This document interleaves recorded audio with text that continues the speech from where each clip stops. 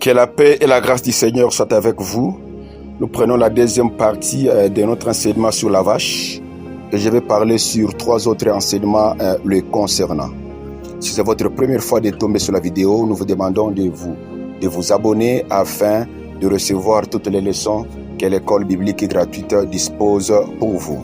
Alors, nous sommes en train de parler sur la vache. Troisièmement, la vache signifie aussi le pays de Canaan. Lorsque nous allons voir Lévitique 20-24, Exode 3-8, Ézéchiel 26, nous voyons Dieu dit à Moïse que je vais vous envoyer dans le pays que j'ai promis à vos pères. C'est un pays dans lequel coule le lait et le miel. Le Canaan est un pays où coule le lait et le miel. En d'autres termes, le Canaan est aussi une vache à lait.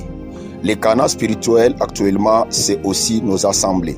Nos assemblées doivent être des vaches à lait, des vaches qui produisent du lait pour nourrir les peuples de Dieu. Le lait spirituel est très important pour la santé spirituelle. Quand la Bible dit que Canaan est un pays où coule le lait et le miel, elle veut aussi nous parler seulement que Canaan c'est un pays où il y a l'abondance animale et l'abondance végétale. Donc le lait et le miel signifient aussi l'abondance animale et l'abondance végétale. Les laits sont produits par les animaux, c'est l'abondance animale. Le miel, ce sont les choses qui sont produites par les abeilles. Et cela signifie aussi l'abondance végétale. Donc, troisièmement, la vache signifie le pays de Canaan qui produit aussi les laits.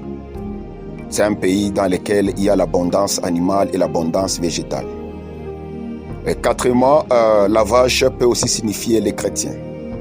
Tout chrétien doit à son tour être une vache à lait pour vivre l'abondance de lait et pour en fournir à toute personne qui en aura besoin. Physiquement, nous constatons que tout le monde a toujours eu besoin du lait, que ce soit papa, maman, jeune, vieux ou nourrisson. Spirituellement aussi, tous les hommes que rencontrons dans les lieux de service, dans nos parcelles, dans nos écoles et universités, surnourris ont besoin du lait spirituel. Alors il faut en avoir pour pouvoir partager. Donc le chrétien aussi c'est une vache, il doit aussi produire, n'est-ce pas, du lait. Il doit aussi produire, n'est-ce pas, du lait. Et cinquièmement, la vache c'est aussi un animal de sacrifice. Lorsque nous voyons Hébreux 9-13, 1 Samuel 6-14, nous voyons aussi que la vache était offerte comme étant un animal de sacrifice. Donc ces écritures saintes prouvent que la vache était aussi utilisée comme un animal qu'on pouvait sacrifier à Dieu. Vous devez savoir qu'on ne sacrifiait pas tous les animaux à Dieu. Il y avait des animaux que Dieu avait choisis pour qu'ils passent à l'autel.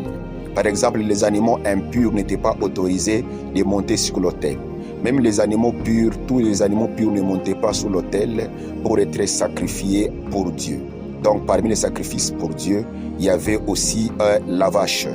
Donc pour aujourd'hui, la vache peut aussi nous enseigner ce que nous venons de dire. Elle peut nous enseigner un animal de sacrifice que Dieu agrée. Elle peut aussi nous parler du chrétien, les chrétiens qui doivent aussi produire le lait pour les autres. Elle peut aussi nous parler du Canaan, qui est un pays où coule le lait et le miel, donc un pays où il y a l'abondance animale et l'abondance végétale. Que Dieu vous bénisse abondamment. Et prochainement, je vais parler sur la cendre de la vache. Nous vous demandons de vous abonner, de partager la vidéo, de commenter, de liker et de nous poser des questions si vous avez des questions à poser. Que Dieu vous bénisse.